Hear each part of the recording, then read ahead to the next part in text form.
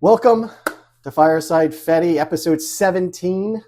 I'm your host, Ozoned. Fireside Fedi is a show where we talk about folks within the Fediverse. You're seeing this, you are part of the Fediverse. With me today is Neil Brown. Neil is an English, internet, telecoms, and tech lawyer. Also, for those that don't know, Neil has a twin brother who might be joining us or might not. And Neil enjoys free and open source software as well as puns. Some terrible, terrible puns, which I find to be very funny. And I think you offer a very unique point of view in the Fediverse that, hopefully can help us navigate turbulent times. And maybe when it comes to it, maybe help corporations navigate onto the Fediverse. I don't know. We'll see. But Neil, thank you so much for joining me and welcome.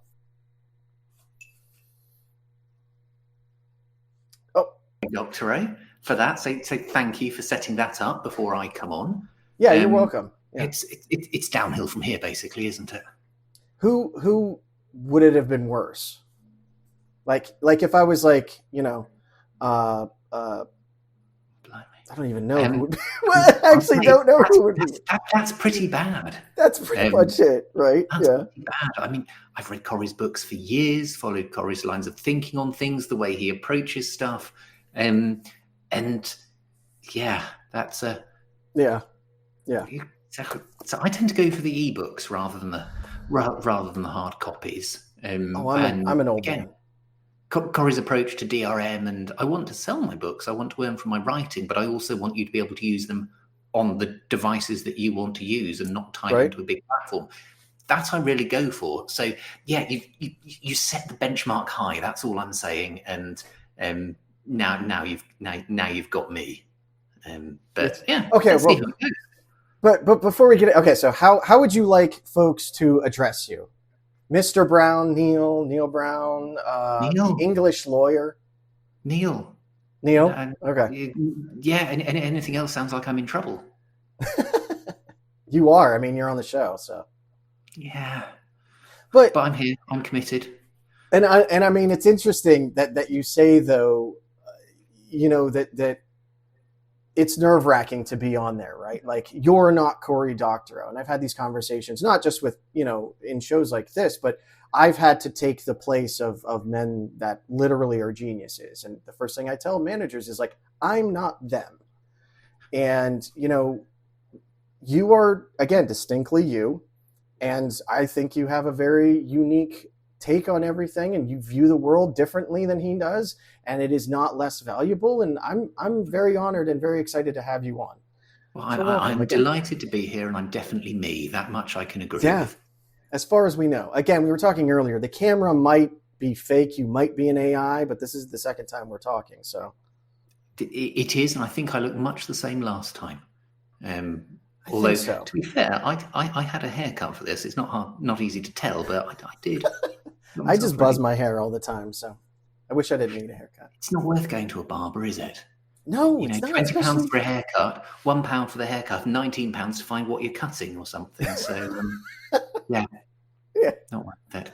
So, Neil, we're going to start off with a very easy question, which is, how did you get to where you're at today? I just walked across the garden. Oh, there you go. Very easy. I mean, if it was a slightly broader question of how did I end up here, I mean, a series of bad decisions, to be perfectly honest.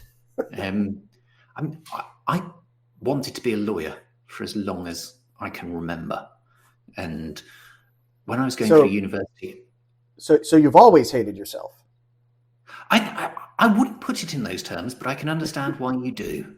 No, again, as I was telling Neil earlier, my background's criminal justice. I actually found it very fascinating. I just didn't think I could do the lawyer part. Lots of paperwork, like lots of looking between the cracks. But sorry, go ahead. No, I always wanted to be a lawyer for as long as I can remember. And when I was going through university, I always wanted to do family law. And one morning I just woke up thinking, not really sure that's how I want to spend my life. And 3G phone networks were just launching, and that I found absolutely fascinating. So I switched my dissertation from writing about some family law topic to about regulation of third generation cellular networks. And yeah, it kind of went from there. That's where. So again, in your Mastodon post, you call yourself a internet telecoms and tech lawyer. Did something like that exist before then? Because we've always had, not always, for, since well before us, we had telecommunications law, right? Like even wire or postage, right? That's some kind of communications. Was this a field that was existing when you started, or you're just like, hell with it, I'll just go in and act like I know what I'm doing and So I guess it's a kind of mix of fields that we've had IT law, information technology law, for ages. But you go back mid 80s, early 90s, I want to say, and there was a US law professor who said, computer law, that's basically like law of the horse. Why would anyone be so specialist, so focused that all talk about, computer law? Look at the bigger picture. And now I look at what I do, and it covers such a broad range of things. I feel really lucky I started when I did, because when I was a student, the IT law textbook was sort of that thick. And now you look at, you've got telecoms law, and you've got treatises on internet law, and here are considerations around AI, data protection. It's, for someone starting in the field now, I think it's massively harder than when I did it 20 years ago. that's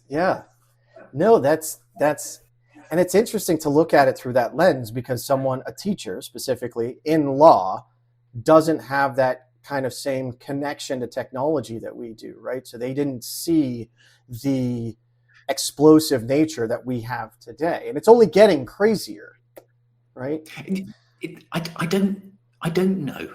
I had two fantastic tutors at university, Steve Saxby and Caroline Wilson, and I imagine that for when they started looking and thinking about these things, they too saw changes.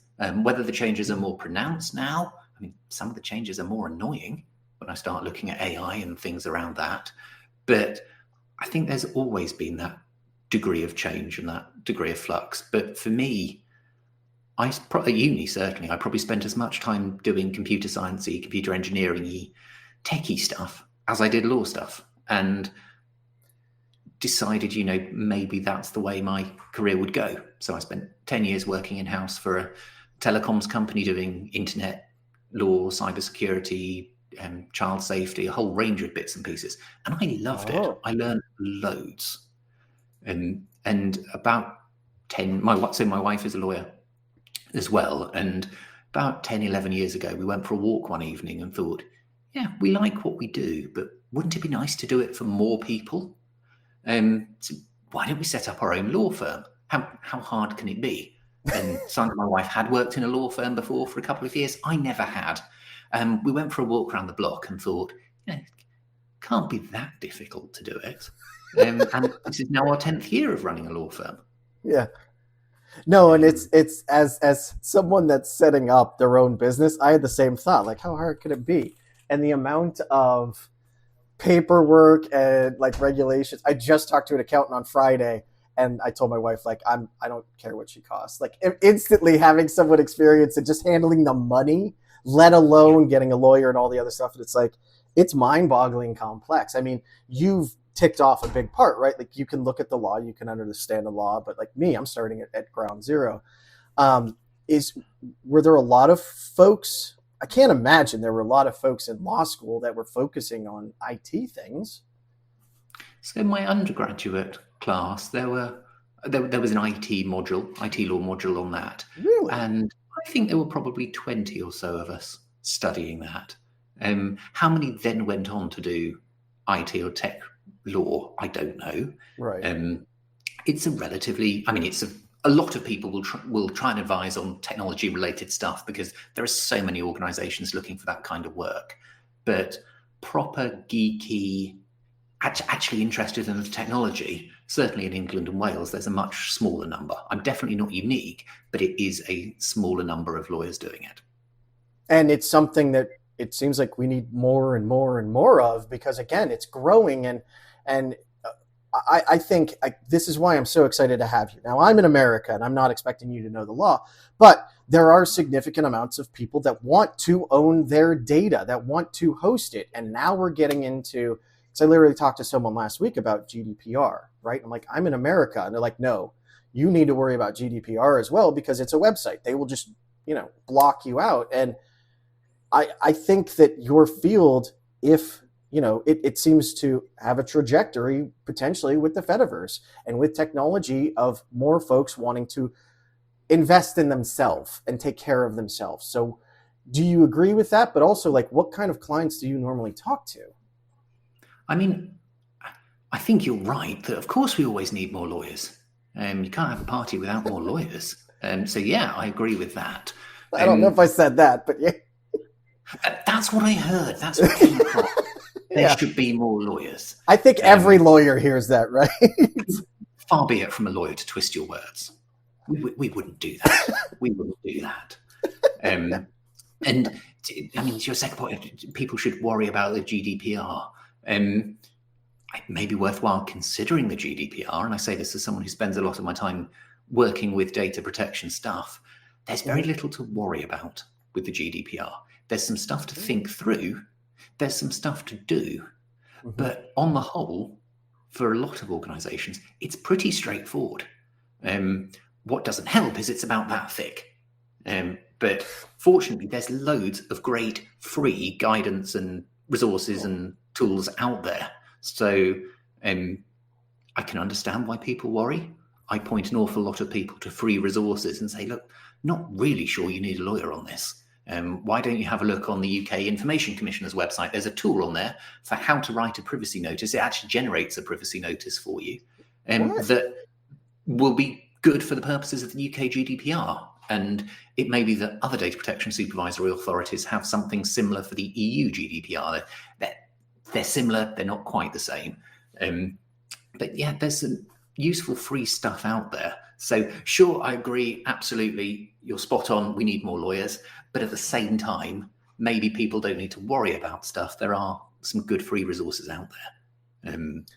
But then you talked about sort of self-hosting, the Fediverse, how it all fits together. I spend a lot of so I self-host not absolutely everything. Our accountancy package, for example, is the one the accountants wanted us to use, and that runs on third-party SaaS. But everything else we use as a business, everything is self-hosted. I think like you for your, Fireside Fedi, we're talking now on Jitsi. I run an instance of Jitsi. I host our mail server. I run our Fedi instance. I run my personal Fedi instance. All of that is self-hosted. And yeah, there are increasingly more legal bits and pieces to do around that. But for now, my view is still very much, this is doable and this is manageable, rather than these are reasons why you shouldn't self-host. Now, there are plenty potentially of good reasons why you shouldn't self-host and why you should trust an expert or someone else to do it, or someone who's got the time, the skills, whatever it is. But if someone made the decision that that's what they wanted to do, I'm not sure that the law would be an impediment generally. And so why do you feel that you self-host? Just because you find it fun? Is it a privacy issue? Is it, do you feel that you can connect with clients? Or is it kind of all the above? I think it's a mix of everything. That, for me, one of the things that really got me interested in internet and telecoms and computery type issues, it was the debates around copyleft licenses. It was the debates about freedom and the increasing sort of corporatization of the internet and of the web. Cory Doctorow uses a slightly different term for it that I'm personally not hugely in love with, but making things worse, corporates making things worse. And for me, so everything I do is run on Linux. I use Linux as a desktop computer, and I'm very happy doing that. And I'm very comfortable sysadmining my own stuff. So I've run Linux since the early 2000s. I started when I was at uni, and I started self-hosting stuff back then. And so it probably never crossed my mind to do anything other than that. And yeah, sure, there are days when I think, it would be nice if I had someone else to do this rather than me. But on the whole, I really don't mind it. I've automated as much as I can. I've scripted as much as I can. I monitor as much as I can and keep an eye on things. And yeah, it's been so far a pretty smooth ride. So if a Who do you normally serve for your law firm? Is it? I can't imagine it's self-hosters that all of a sudden run into GDPR. You said that's not really an issue. Is it mom and pop So shops or? a whole range from massive multinational Yeah, you can't really organizations say, right? through to individuals. And I mean, over the last 5 or 6 months, slightly lose track of time, but basically since the start of the calendar year, the UK's been going through the Online Safety Act, and there's been a lot of rhetoric around that, what people need to do. And I have spent a lot of my time this year working with people who are self-hosting, trying to help them find a way to do what they need to do to a standard that they're comfortable with the risks that they're willing to take on, while enabling them to continue to run whatever services it is. And those often are individuals. And I mean, that's effectively work that I've done in my free time. I've never charged anybody for that, and I've no particular plans on doing so.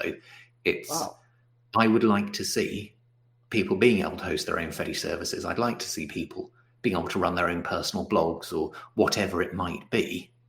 And part of giving back for me this year, at least, has been, how can I help them do that? That's awesome. And I mean, a lot of lawyers, at least in the US, they have to, do so many hours of pro bono work. I don't think, it sounds like you really don't have to worry about that because you've automatically baked that in. This is something you enjoy doing. You like the legal aspects, you like the tech aspects. So this is just, at least for me, this stuff is just fun, right? Not the lawyer aspect, but I think to a sense, certainly for some of the Online Safety Act stuff, I'd rather that I didn't have to do it. I'd rather that the law hadn't been crafted in that way. But right now, here is where we are.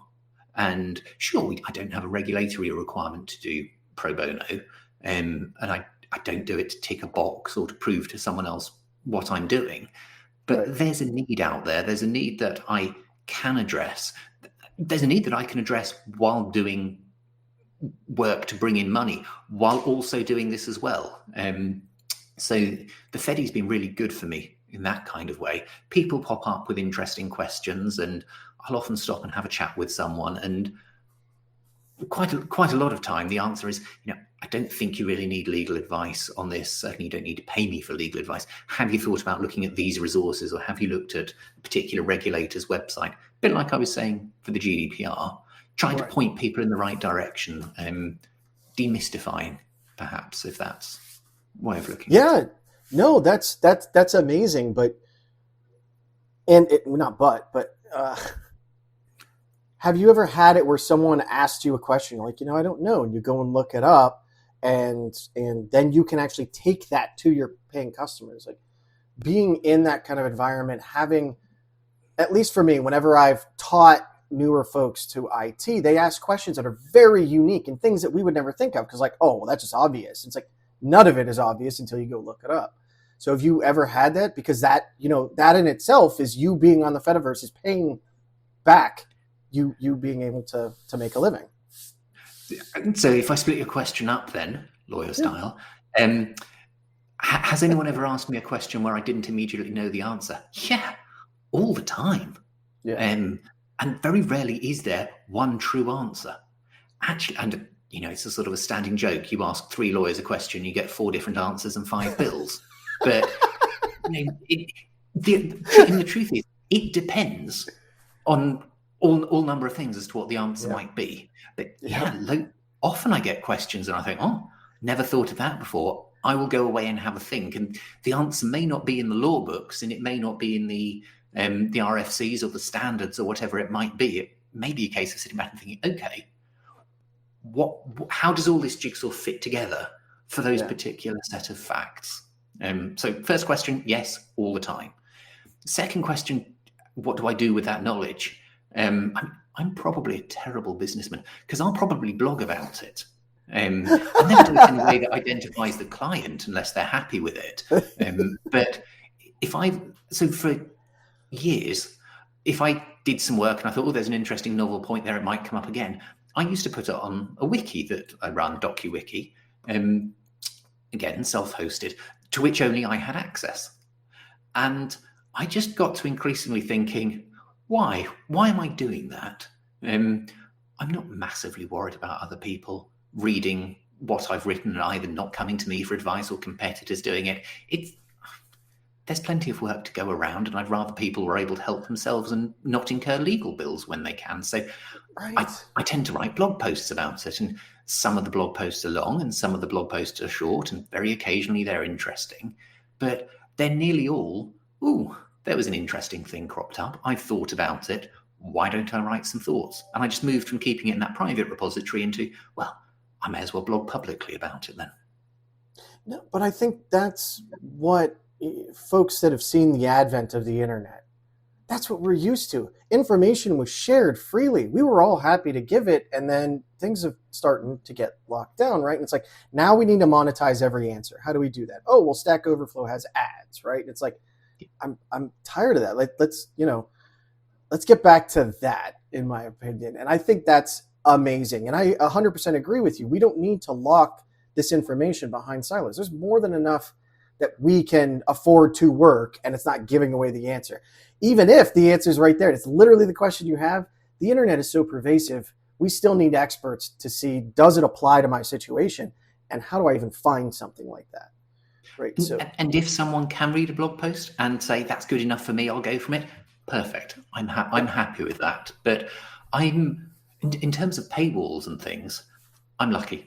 I'm in a really privileged position where I can write that blog, and I can write it on sort of work time. I work for myself, but write it on work time and publish it. And increasingly you see people who say, but actually, if I'm going to spend my time and my effort writing something, even putting it on my own blog, I'd like to seek some sort of compensation for doing that. I need to feel that I'm rewarded for my time, or I just need to eat. I need to put food on the table. And if I'm spending time blogging, maybe people should pay for that. So individuals running their own blogs and putting them behind a paywall or seeking donations or something, I'm completely cool with that. I think that is a recognition of the challenging society we're in. I know we said we wouldn't do politics, but if we had universal basic income or something, maybe things would look a whole heap better. But for now, in the UK at least, we don't. So yeah, people who write and who want to charge for their writing, great. Yes. I'm all for that. I'm lucky that I can write that blog post, upload it onto a box in the garage, and it's available on the internet for free. There's a degree of privilege that lets me do that. I 100%. I totally agree with that. I don't have any problem with you making a living through you writing. The issues that I come into is all of these tech companies are now platforms that take no responsibility, take 50% of your cut, and change the rules every other day. Right. Yeah. And that's what I'm having an issue with. And I think that we have an opportunity to pull that power back, assuming folks are interested in doing that. I guess we'll find out. Yeah. So for me, I'm all in favor of that. Now, I don't think that self-hosting is for everyone. I'm far more interested, I think, for the broader population. I'm talking to this. I follow a whole load of people on the Fediverse who are way, way technically more adept than I am, who've got a load more experience than I do. And my personal take, I think, again, it's a question of privilege. Very lucky to be able to self-host stuff. Yes. I've got IP addresses. I've got a stable electricity supply. I can afford servers. I can afford to spend time doing this. I'm not running between 3 or 4 jobs trying to make make ends meet, that kind of thing. But cooperatives and small groups and others running smaller infrastructure without some of that corporate overhead and without some of the corporate nonsense that goes with it, yeah, I'm there for that. And it seems to never end, right? With corporations, they can provide you the most amazing service. They can give you some things, but at the end, they always have to make more and more and more. There was a report out, I think it was early to mid 2000s in the US, where like cable companies were making 95%, so 95 cents on the dollar for every just internet hookup. Like, that's insane turnaround, and yet we don't, in the US at least, we don't really have much competition. So that's why I'm all for nonprofits as well, or foundations or something. Like, my idea, and I 100% agree with you, there are people that don't have the time, don't have the energy, don't have the money, don't have the knowledge to do this, but they still should have the opportunity to not be in those kinds of silos, in my opinion. Absolutely. And And I don't know if you've ever been on the web recently without an ad blocker in place. Never. Nope. And I did it the other day, and you look and you think, how on earth have we got to here? How do people use this? And again, okay, great. I know to put an ad blocker in place. I know to use Pi-hole on the network level, and I can do those things. Yep. The people we're really penalising are the people who don't have that knowledge or time. And that's just horrible, because without those things, the web's a pretty horrible experience. I mean, I probably take it to extremes that I still use a terminal browser an awful lot, links or e-links, browse websites in a terminal. How increasingly it works less well as people make more and more dependencies on JavaScript and things. But there's something about plain text on a black background where I can scroll through with the keyboard, read things, move around.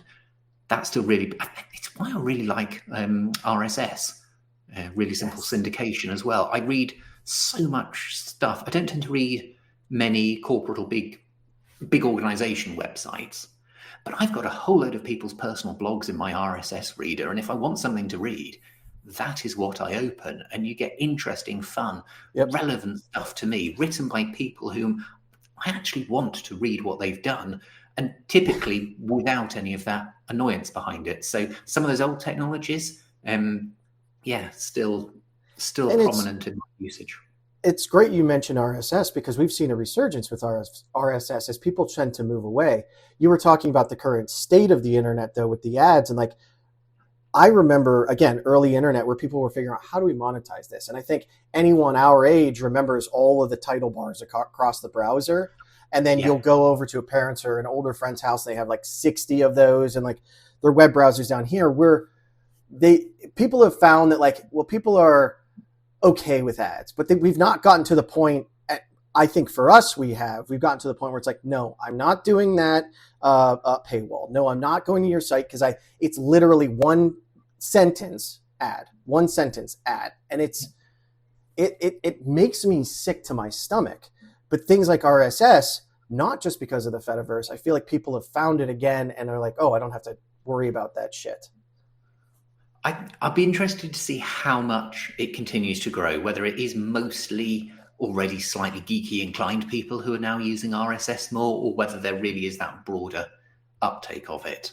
But for me, that's fair. Sure, I love reading books and big fan of e-readers. My second biggest source of stuff to read these days is people's personal blogs and things via RSS. And I love that. And for those that don't know, RSS is a way to have just like a reader, and you connect in to, let's say I have NPR, right? So I don't have to go to NPR's. It's essentially like your newspaper. If anyone remembers newspapers, you just get the information straight to your RSS feeder. And the amazing thing, which blew my mind when I found the Fediverse, which I think we all kind of find Mastodon at first, is pretty much every technology in the Fediverse supports RSS. So you never even have to go to their website. Like, if you want to follow Neil, you can have an RSS reader and just follow Neil. Like, that is amazing to me. I recommend it. I mean, technically, yeah, you could. But that seems like the kind of thing that should have a public health warning flashing up on the screen if you want to do that. I'll add it in post. That people follow me, because you're right. I post about tech stuff, legal stuff, and occasionally a bad joke. Occasionally, multiple times a day, they're very similar. But yeah, I mean, I don't know how long you've been using the Fediverse, but I started back in the days when it was sort of Diaspora was starting out, and I didn't get very far with that. And then I tried Mastodon some years later and ran it for a bit, and it was okay. But it was probably 7 and a bit years ago when I really started getting stuck into Mastodon and the Fediverse more broadly. And yeah, I'm still here and I love it. Yeah, no, I absolutely agree. And I was, so again, I love it so much. I'm going way outside my comfort zone and trying to start a business, right? And when I've been telling people, like, because when you set up a business, you have to tell them what kind of business it is. And folks are like, okay, well, what do you do? And you try to explain it, and everyone's like, I don't get it, but that sounds amazing. And I was like, Yeah, imagine having your Facebook or your Twitter or whatever that isn't owned by anyone but you, and you don't have to worry about all their bullshit, essentially. And everyone seems very positive and receptive. We'll see what it comes down to, implementation and getting on people on board if they're actually interested. But it seems like it's time for this kind of change and this kind of pivot. Yeah, I'm hopeful. absolutely. And there's so many wonderful. So I was on Twitter for a long time. I used to enjoy that, and then things started going wrong and more wrong and worse. And yeah, for me, there are just so many interesting people on the Fediverse, and so much kindness. That I think is so. I host my own instance, so I only see content from people that I follow or stuff that they boost. So it is more limited than if you're on a big instance and you've got a load of stuff. But by doing that and then using the filtering tools to filter out stuff that just isn't for me, great if it's for someone else, that's not a problem. But move it to one side for me, it makes for a really enjoyable experience. But I think you hit the nail on the head there, though, is it's not for me. And you don't have to worry about someone else deciding, oh, well, maybe it is for you. Let's put that back in your thing. You're like, no, that's not for me. And I feel like, and I could be wrong here, but I've been thinking a lot about, there have been people that I've seen that, let's just say they're very being not nice. And I kind of told them, like, hey, we want to all be nice. We all want to, try and have an actual conversation. And just to give you a heads up, I see you're on your own instance. Like, yes, if someone reports you, it goes to you. But it also goes to other instance admins. And if you are not playing nice, they'll just block you. And then your toys, you can't take them to anyone else's house. Now, whether it plays out like that, I guess we'll see. And it obviously means putting quite a load on moderators and admins. It does, yeah. Or you run your own instance, then that load falls on you. And again, I say this as a middle-aged, cis-het, white, IT literate chap. I don't see an awful lot of some of the more horrible stuff that definitely goes on.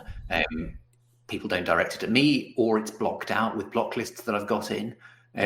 So I'm very lucky from that.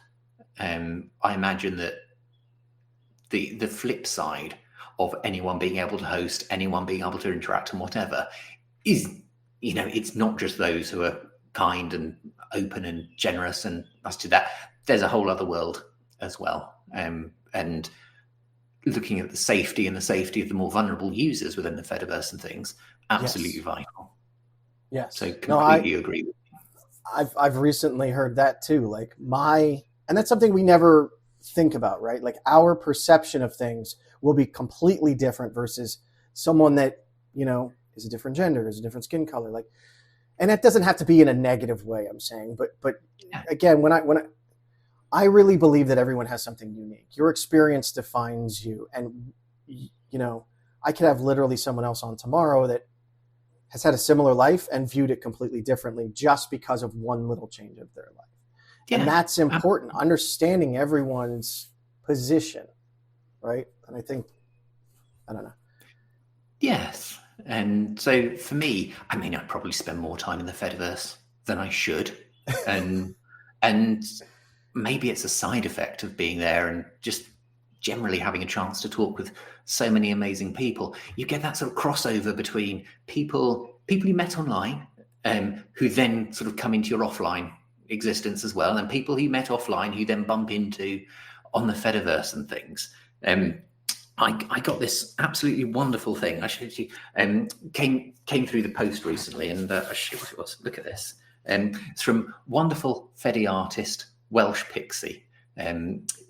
They did the artwork, and somebody sent it to me, and I just thought this is absolutely amazing.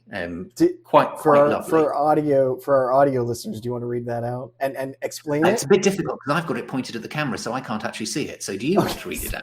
So it's a beautiful. It looks like handwritten calligraphy. Yeah. It says, "Just don any disguise with glasses to become Neil Green, anonymous internet hero." And somebody took the time to commission Welsh Pixie to do that and then get That's it posted beautiful. to me. Yeah. And it was absolutely lovely. Yeah. Um, And this, it was, and well, you're Neil's brother. You're Neil's twin brother, right? no, I am Neil Green, anonymous internet hero. Again, for those on the audio version, Neil has And it was just glasses that kind of wonderful silliness yes, that I I love it. absolutely loved for doing that. Now, I don't want to spoil the surprise, but yeah. So, yeah, it was, and it made me smile so much. I mean, for the last 2 or 3 years, maybe longer, as a business, we've been doing Christmas cards. Now, honestly, there's probably not a huge amount of point in doing Christmas cards, but I've enjoyed it. And for the last couple of years, another fantastic Fedi artist, Jenny Gillenblad, she's been doing quite amazing artwork. So for the last couple of years, I've commissioned Jen to do some artwork. So I don't know if you saw it, and then put a form out there hosted by self-hosted instance of Libera Forms this year. Absolutely fantastic. You know, if you know me on the Fediverse, or if you don't, but you'd like a Christmas card from a random English Fedizen lawyer, just fill in your details and I'll write and send you a Christmas card or a holiday card or whatever message you want written inside, basically. Be careful, Neil. You're going to get stuck with like 10,000 different ones. Oh my God, that's beautiful. So it's absolutely stunning, wonderful, cyberpunky, geeky stuff that you really couldn't imagine something more cyberpunky than that, could you? It was just superb. And last year, I think it was 250-ish people came and asked for that. All Fedizens, all Fedizens and one Fedizen's dog. I sent a holiday card to a dog. I hope it tasted okay for them. It was just that random community, online, offline mix that, yeah, it appeals to me. So, and again, to let our audio folks know, Neil held up his Christmas card and it was beautiful. I don't know if you've tooted about it, but it was a very cyberpunk Christmas that is very beautiful art style. And it said Merry Encryptmas. And then he had on some flashing green glasses. And but I think this actually leads into a great topic, which you just said on your Mastodon. Was it yesterday? Picture may say 1,000 words, but a few well-chosen words of alt text can make that picture accessible to a broader community. And again, I think that this is an opportunity for us where I don't want AI to do alt text because that makes it easy for people. We need to connect with people, and you don't have to do alt text. That's fine. Don't do alt text. But no, there are a lot of people that you are not engaging with, you cannot interact with because they have no idea what you're doing or trying to say. And I think that as a good community member, I don't post a lot of pictures. I often forget, but I try to when someone kind of posts me. It's like, hey, alt text, like, of course. It makes a difference to those people. We have someone in our community, he's blind, and he'll ask like, hey, can you do this? Like, oh yeah, absolutely, sorry. And like, it's just being nice, right? And something as simple as that, just explaining to people what you're seeing can literally be life-changing for someone. Absolutely. And for those who can do alt text, and there are plenty of good reasons why someone may not be able to do alt text, either temporarily, I don't know, maybe they're feeding a child or something, they've taken a photo, but they can't use the phone with one hand, or they don't have the spoons, or whatever reason they can't do the alt text. Absolutely. And I wouldn't want to overlook those in a conversation saying, yeah, alt text is good. If you haven't done it, that's bad. There may be really justified reasons why they're not able to do it, and why you can use different hashtags or follow accounts that will try and do it. So I'm probably a bit of a naysayer when it comes to AI. I take that sort of moderate position of, not really convinced at all yet. I'm not an extreme, AI all the way, or an extreme burn down all the AI companies. I'm in that moderate, unconvinced position. It's a tool. I can't do AI. Sorry, I can't do alt text. I just don't have the spoons to do it, but I still want to post that. Yes.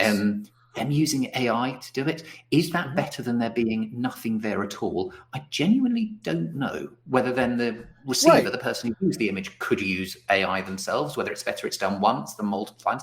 I don't That's a know. fair So I'm point not sure I too. shut the door to it. For me, I'm in a position where I can take that time to describe the image, where I do have the mental Yeah. capacity, not exhaustion, whatever it is, to do it. I'd rather write the alt text myself. Yes. Yeah, and I agree. I'm actually not a never AIer, but I'm definitely not an always AIer. Like, it is a tool. Use the hammer when the hammer suits. Don't let some Silicon person Valley tell you the hammer works in every single situation. It's like, no. Yeah. No. Absolutely. When you look at sort of bug reports for open source free software projects and how the workload's being increased, the extra resource being put on the environmental impact, the resource impact on servers of AI crawlers scraping everything. Again, so far, I've been lucky. Not even AI scrapers want to read my blog. So that hasn't been a huge issue. But for some people, yeah, it's been a massive increase in resource. I'll be interested to see to what end and whether it's genuinely good for humanity as opposed to good for a very few people or their corporate interests. Yes, I think that's a great way to say God, this it. has gone deeper than I was expecting. I was anticipating doing a few bad jokes, wearing a couple of pairs of novelty glasses, and I mean, the Luddites had a point, didn't they? Technology for the betterment of humans rather than the enrichment of Yes. corporate interests or mill owners. Oh yeah. No, and I'm the type of, classic hacker that believes that all knowledge should be free, all information that should be free. Not completely to the sense of some where it's like government systems need to be completely unlocked. Like, not quite there. But this kind of thing that has been locked down from us, that has been advertised from us, like advertised away, and like YouTube, like I just want to watch how to fix, my drain. I don't want to watch 15 minutes of ads to get to the point where I can fix my drain. Yeah. And we've had this tool that has been so absolutely amazing in basic home things like that. And it's been empowering and uplifting because there could be that single mom that's like, I can't afford to hire a plumber to fix my toilet. YouTube. I mean, I've been there where my heat went out in the middle of winter and my wife and I, we had just bought the house that we were in. We had just started our careers. We didn't have a lot of money. I'm like, let me just see if I can YouTube. And sure enough, it was one little part that cost like $15. And yeah, so having stuff that can be readily repaired, yes, some stuff perhaps safer to repair than other depending on skill level, but having stuff that's capable, ready for repair, absolutely. I'm going through an interesting spate at the moment of buying broken e-readers on eBay, and stuff that people say, oh, doesn't work anymore. Well, probably just needs a software update pushing onto it, or needs the battery disconnecting or reconnecting. Or I changed our audio system a while back. I wanted in-room audio, but done again as much free and open source as I could. And do you remember the squeeze box radios from 25 years ago? Proper multi-room stuff from Logitech. And there are loads of those going where people go, well, actually Logitech's discontinued the service that you need to connect to that they ran, so can't use this box anymore. Well, fortunately, there is a free software implementation of their server. And if you configure it the right way, which isn't too tricky for me at least, you plug that box into it and it gets a firmware update that lets you use it again. Our house is now full of second-hand, mostly pretty good condition, old streaming devices that still work perfectly. So yeah, I'm very much one of those. I won't buy new unless it's unavoidable. I'd much rather buy secondhand and do something to it, fix it, put a new solid state drive into it, upgrade the RAM, whatever, and give it another working life. Yeah. No, I never did that. I always bought new. And the last couple of years, cell phones, I'm not paying $1,000 for a phone, so I'll go and buy a refurb for $100 or $200. It works fine. There's nothing wrong with these things. So yeah, I absolutely agree with you there. Like they don't really wear out. I mean, yes, you can have ICs that go bad, and there's a many a YouTube channel on how to fix these things now too, which is amazing. Yeah. But so much of this technology that doesn't work is completely designed obsolescence. A company doesn't want to support it anymore, or, well, we need you to get up to the next version so we can charge you for the features we once gave you. And this is not the way. Like, to be absolutely. Yeah. We have a wonderful house clearance place not far from where we are here, and every so often I like to go in and have a poke around. And they had a fantastic selection of books. And one of the books I got recently was from late 80s, early 90s, I would have thought, How to Fix Anything at Home kind of book. And it's 2 inches thick. And sure, some stuff has changed and some safety standards will have moved on and things. But an awful lot is pretty similar to look at it and think, okay, I understand how this appliance works, or I understand how I might go and do that. And now for jobs, if I'm not sure how I'd approach it, my first port of call isn't YouTube, or isn't even the web. It's to look in that book and think, oh, okay, I've got an offline version here that has a lot of that useful information, and there are no ads in it. There's no one trying to sell me something or slip in a product recommendation. It's just a book, and it was 50 pence.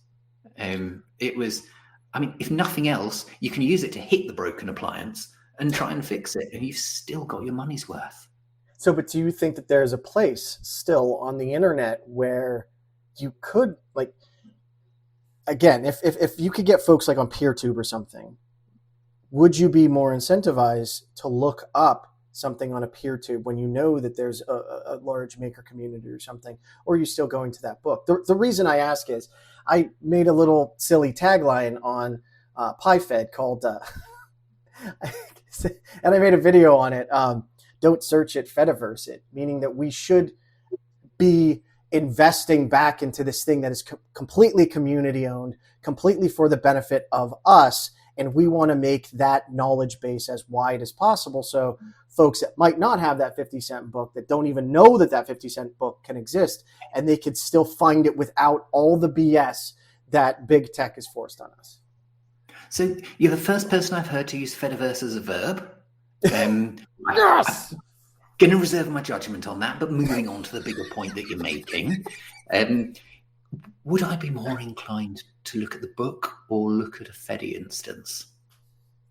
I don't know, but what I completely support is a different environment where people can get that information and can get it from experts or people who've just solved the same problem. If you don't read my work blog, but may read my personal blog, a lot of that is, and here's how Neil solved this particular problem. I came across this issue and here's how I fixed it. Now, the audience for that isn't anyone else. The audience for that is future me. For when I come across that problem again, and I think, wonder how I solve that. And I search, and the first answer is me telling me how I solved my problem. That's happened too many times. So, expanding that out, whether it's video, I prefer text, but I get why people like videos. Whatever it is, building, sharing that community of knowledge. Absolutely. I like 10 years ago when I started my career, one of the first things that the IT group I joined said is like, okay, you're going to be responsible for our knowledge base. It's like, okay, great. That's awesome, because I'm the same way. I know I'm going to forget how to do it. It is completely a selfish reason. And if anyone else gets, some kind of advantage out of it, that's gravy. That's right there with you. Literally right before the show, I've been trying to figure out why I can't get PeerTube to pull in a publicly hosted index. And I finally, thanks to help with the GitHub, found where the logs were, and I was able to go through them. And I had posted on PyFed, like, I can't get this working, a couple days ago. And I went back and I put the log location, because I know I'm going to need the log location again in the future. And I put the specific error message that I was hitting. And sure enough, it was a bug in how they suggested you had to lay out the thing, right? But that's, as you said, I'm doing it for me because I know I'm going to have some kind of issue in the future, and at least I could go back to that. But the massive benefit is if one person, just one, finds it useful, like, that's amazing to me. It is amazing, and I think increasingly the challenge will be how do they find that one useful piece of information amongst That's a the sea part. of automatically generated garbage designed to draw search traffic to you? Yes. And even if they do find my blog, how do they get comfortable that actually I do know what I'm talking about or not? How do they make that decision as to whether to trust that information? And I'm just minded that, certainly when I was going through secondary school and through university, the edict was always, you can't trust Wikipedia. It's written by other people. And now increasingly it's, oh, you can't trust any of these websites. It's probably written by a computer. Trust Wikipedia because it's written by other people. And how you trust stuff and how you build that trust, that's interesting. Well, and when I was in college, the teachers were the same way. You can't quote Wikipedia. And then someone else was like, yeah, you're right. You can't quote Wikipedia, but you can go to Wikipedia, find the references and sources section and quote that. The problem that I think people are hitting with AI is even when, like lawyers, there have been a couple of cases in the US already where a lawyer references a prior case that doesn't exist. Almost weekly here, you see reports in the legal press about someone with a hallucinated case citation or something, and that's sloppy. I hate the term hallucination because we're giving it's anthropomorphic. It's not a hallucination in my opinion. It's just wrong. It's made up. It's made up. It's autocorrect on steroids kind of thing for doing that. So yes, hallucination probably the common parlance for it, but what you're putting in is simply made up information. It's a fiction generator. Right. And coming back to how do you find this stuff? I've recently been questioning this as well, as how do we find Fediverse related stuff again, because I want to dog food this. I want to, if I can't find the answer, put the answer that I'm looking for in there. And I've come to find out. So I run CirxNG or CirxNG, however you pronounce it. I don't know if you know that one. I know it. I don't know how to pronounce it, but I know it. Right, yeah. For those that don't know, it's a self-hosted search engine. It's not really a search engine. You are leveraging you're leveraging all the big search engine guys behind. Besides the ads, in my opinion, it has returned more consistently good results than any other engine at this point. But I found out last week that it also has bangs for specifically searching the Fediverse, specifically searching Lemmy, specifically searching Mastodon. Someone also told me that Kagi, the Kagi paid search engine, they're doing that as well. So it seems like we're getting some traction there. It doesn't change the fact that, like, amongst the Fediverse, that's a huge amount of information, right? So still finding it's going to be tricky. And not everyone wants their posts indexed. Yes, that is an excellent point. A lot of people choose not to, which is their right, which is totally fine. But when it comes to bang, so I use, if I'm using a graphical browser, I use Firefox.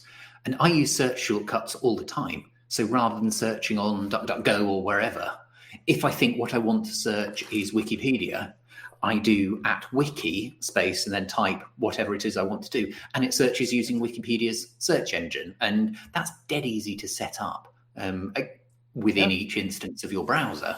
But, relatively. Yeah. I suppose a lot of what I say is, oh, that's dead easy, as I say that.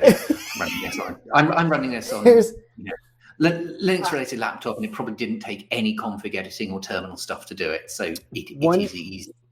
One of the biggest things I had to work that I had to realize at Red Hat is there's so much amazing intellect and knowledge there that everyone falls into that. Like, I don't know how to do X, and you're asking your mentor, like, oh, that's easy.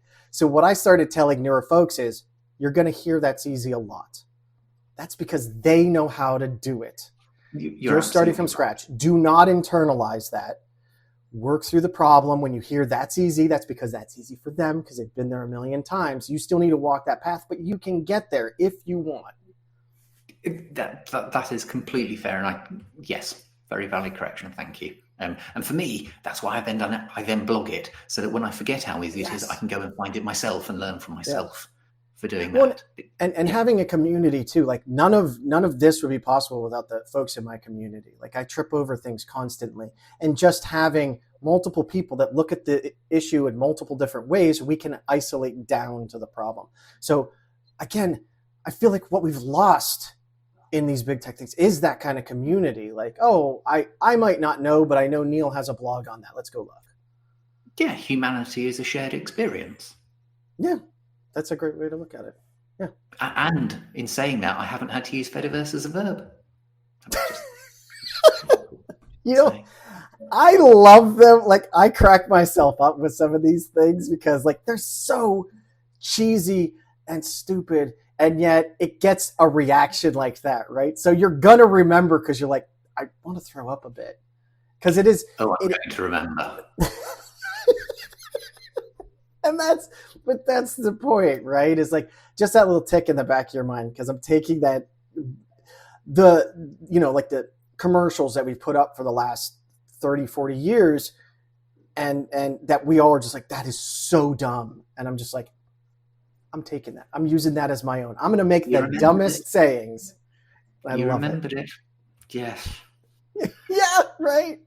So one of the questions that your audience asked right before this, which I absolutely love, we don't get a lot of audience questions, was from Gideon, who asked, we're getting a point where most of the commons has now been on the internet for most of their lives. We're still seeing unworkable and idiotic tech legislation produced by HMG and the civil service. How can we most effectively oppose the willfully foolish bits of Westminster? Now, I'm assuming there's some translation perhaps to be done. Yes, please go ahead. So the gist of the question is essentially our elected officials, our members of parliament, and the broader staff that support them. They're not new to the internet or new to computers. They've grown up alongside them. How come we often get legislation which, in the questioner's view, is sort of often deficient from a technology point of view? Yes. And I mean, that's at least an essay, probably a book, and we could go on for hours on that conversation. Yes. The legislation, the process of who we elect and how we elect people comes into it, what it needs to both become a member of parliament and to remain an elected member of parliament. And for a lot of things, people don't tend to prioritize voting on technology-related topics. So you may not get MPs unless they have a passing interest in it themselves, who are really focused on tech stuff. I don't know to how many of the electorate those are key issues. And when things get into Parliament, certainly in the UK and probably elsewhere, the parliamentary process of lawmaking, it's not like writing a computer program where you can try it and then debug it, compile it, see whether it compiles or not, try it again or whatever. Yeah. It is a messy process with hundreds of amendments flying around and people wanting their say and different lobbyist groups wanting their input in it. And unintended consequences, right? Like you put a law in and you think is going to be great for everyone. The biggest one that I always think of is why is the CEO, and maybe this is hearsay, but why in the US is the CEO pay exploded over the last 20 to 30 years?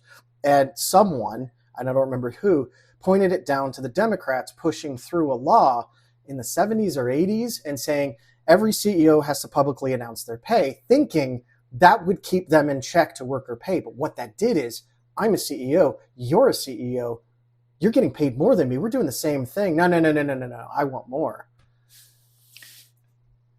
Transparency, yes. Unintended consequences not always going the way that it could. I don't think anyone sets out to intentionally design legislation that is technically deficient. I can quite understand that there will be situations where people completely overlook them. And I can understand that there will be situations where people make policy-related decisions that people, particularly in the technical community, either think are nonsensical or just will never work or do things like that. I don't think people are, on the whole, setting out to make bad technology decisions, maybe in some corner cases. Yes. But I can also understand the frustration that comes through from the question of saying, here we are again, how come nobody thought about that?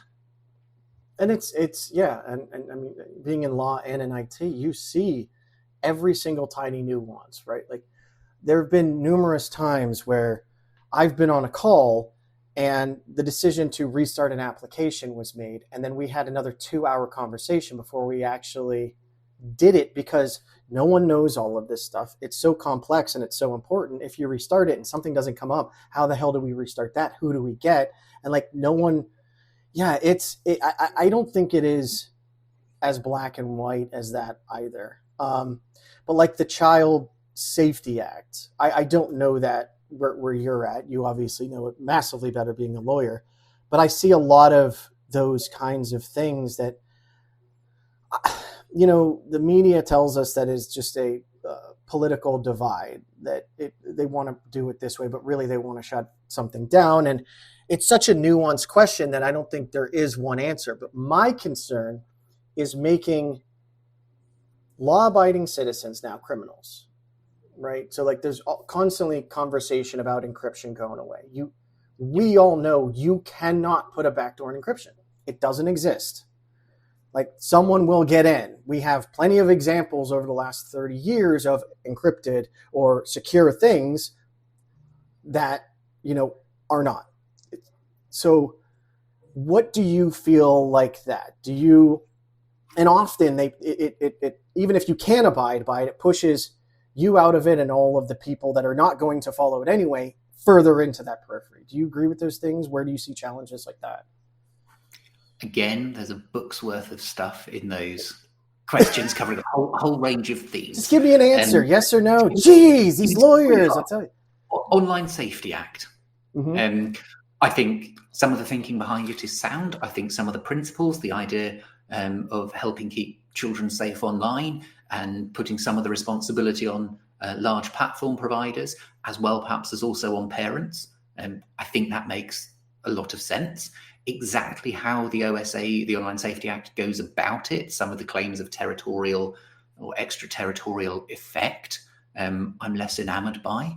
And the absence of provisions for the seeming failure to recognize self-hosting or small groups running inherently low-risk services for themselves. Yes. That, I think, is a real shame. It could be something that is addressable if there are people who are willing to listen and sort of legislate on that basis. Mm-hmm. But there are good things in there, as well as things that I think are omissions or oversights or problems with it. So I'm certainly not going to come out and say, no, that's all bad. And in terms of encryption, there was a wonderful cartoon from years and years ago, and there's a US president standing there with a box at a counter, and it says control of internet speech on it. And the person serving behind the counter has 2 rolls of paper on the wall, and one says terrorism and one says child safety, and sort of the tagline is, so how would Sir like this wrapped? The idea that you can dress up any measure as either pro-safety, anti-terrorism, or pro-child protection, whatever it might be, that is as old as the hills. Yes. And it always makes me smile when I think it was an Australian minister who'd said, the law of mathematics is all well and good, but down here it's the law of Australia that matters. And I think that's a brave position to take. But yeah, I'm pretty sure it was Australian. And yeah, I agree with you. To have encryption with a backdoor in it that is only used by the good guys, whoever those good guys might be, to me, that seems incompatible. How do states approach issues of national security, of law enforcement assistance, of protecting citizens? That's a complicated discussion. Mm-hmm. And a whole lot of that discussion has simply been, well, nerd harder. You must come up with a technical solution. And sometimes the answer may simply be, maybe you need to police harder. You may not always have the capabilities that you have today. You may not be able to do everything that you could do on an unencrypted web before TLS and Let's Encrypt and other things became so commonplace. But yeah, maybe it's not nerd hard, and maybe you may need to police harder too. But I think that I think that is an amazing conversation point in what we're seeing in the US, what we're seeing with big tech, is they literally think they can nerd harder out of all of these problems. Like, I'm so smart, I could figure out anything. It's like, it doesn't have to do with smart. It has to do with how complex these things are. Oh, well, then I can make them less complex. You have to understand them, which takes years before you can even begin to start making it less complex. But no, we're going to do it in 6 months. And as always, there's balance here that, Yes. someone can point at a terrible system that they've made and say, well, I don't know how to make it any better because it's too complicated.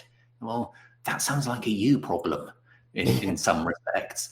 But at the same time, saying, no, I can't solve fundamental societal problems, or I can't solve insurmountable problems with mathematics just by staring at the page longer and harder.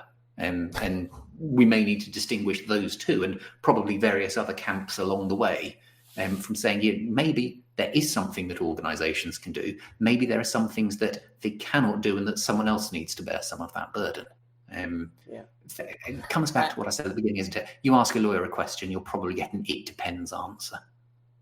No, and I think that's fully, and there's a million variables in one person's life per hour, right?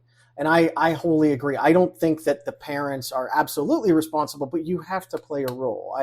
My kids are 8 and 5, and I am very active in what they are currently watching. There are some things like they started calling each other idiots, and I'm like, whoa, hang on a second.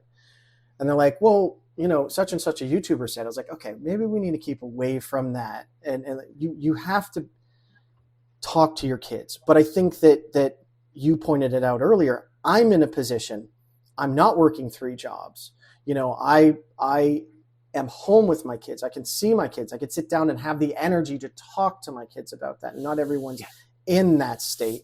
But right now we're outsourcing our parental supervision to some company who is not responsible to you. They're responsible to their shareholders. Yeah. And the answer sounds a lot like universal basic income, but there we go. I should probably think about going and doing some work, but you mentioned a quiz earlier, and I like quizzes. Oh, yes. Yeah. So now for the real reason I asked Neil here is to give them an opportunity to win a prize of a lifetime. Our prize today is a silly wig and a gavel. Thought about a subscription to Laws, the classic service that gives you information on every law around the world, but we figured it's just law. How hard could it be, really? I mean, there's only one, I think, right? Are you ready for the quiz, Neil? Go for it. Favorite movie and why is it Spaceballs? My favorite movie is inevitably Spaceballs, but more realistically, it's probably either V for Vendetta or Hackers or War Games, something along those lines. All classic movies. And actually, was it your timeline someone was talking about wanting the pocket reform because it reminded them of Hackers? I was like, I want that was now. Somebody else that I boosted, but I absolutely sympathise for looking at a cool computer in an old in an older film, looking at it and going, yeah, I want one of those. In theory, I'd love a DeLorean from Back to the Future. In practice, I don't want a DeLorean. I'd much rather better cycle network. But you know what? A DeLorean's still quite cool. Yes. Yeah, no, it's that idea of it looks so amazing. And then when you own it, you're like, God, this is work. No. Yeah, and it probably doesn't do time travel either. What? Are you sure? I saw a documentary about it. Sure, but I have a feeling some lawyer would have put that in the small print. Next question is Linux, law, or puns? I only understood the first word in that. So I think my default answer is Linux. The second one sounded like wah. Law. Law. I thought you said wah, the noise an orc in a sort of a miniature campaign might make. And I thought, I quite like orcs. I quite like miniature gaming. But I wouldn't have picked orcs for that. I like the mix of them all together. I like technology and law, and the puns just come out and I can't really stop them. So I'm going to go for all of those. Badger, mushroom, or snake? Well, badger, obviously. Badger. You get more badgers than you do mushrooms and far more than you get snakes. That's a good way to look at it. That's a very logical way to look at it. Yeah. I would say the answer to that question is black and white. I have already used that today. There's someone who wrote a wonderful blog post mentioning a panda, for doing that. But I mean, unless you want to bring up zebras, I don't think I'm going to need to make that joke again today. What does an alternative universe Neil do? The same as this Neil does, but he gets to do it for free for a load more people and not have to worry about doing some of the stuff that, it's interesting enough, but there's a whole load of other stuff I could do to help a lot more people if I didn't have to try and earn money from doing it. So probably the same kind of thing, but for free and for more people. Okay. Just to let you know, I contacted an alternative universe, Neil. You know, there's infinite, but the one that I talked to, and I called him on my alternate universe phone. Don't ask. It's very technical. But for me, it's used to be 2 cups and a piece of string, so you've just gone for the wireless version. Yeah, exactly. There you go. Alternative universe, Neil, is actually a lawyer. Oh, wait, sorry. I misread that. He's a lawner. He goes around and talks to people's lawns. I'm not sure if that's actually his job or he just likes doing that, but I'm sure the lawns are good listeners. It's not like they're going anywhere. Yeah. I mean, that is a job where the grass really does seem greener on the other side. You wrote these, not me. And he didn't know that these are coming. That's perfect. All right. The next question. Linux law or wait, sorry, I already did that one. That's double jeopardy. You know, I'm clear for that one. NFT, metaverse, or AI? Sort of.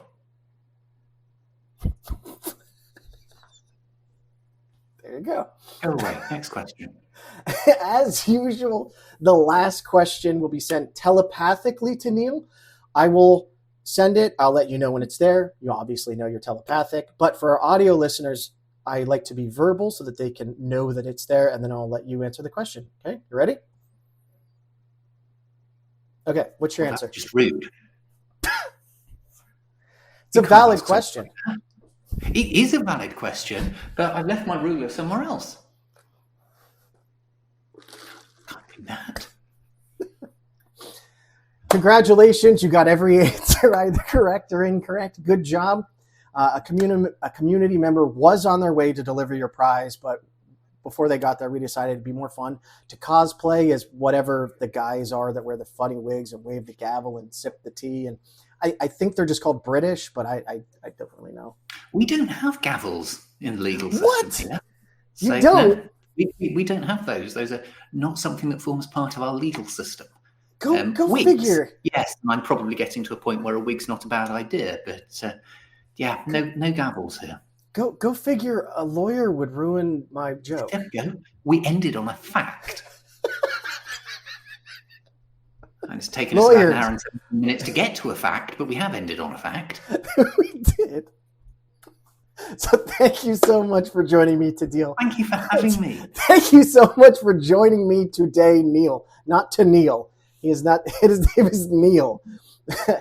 This was an absolute blast. I had a great time. I hope you had a good time too. Fantastic. Thank you for having me, Ozoned, and happy Monday. Oh God. Just the rest of the week we got to get through, right? Piece of cake. It'll be fine. It'll be fine. But thank you so much. Real pleasure. Thank you. And thank you to everyone live and afterwards for joining me. You're all wonderful folks. Let's take time to express compassion, empathy, and let's learn from each other.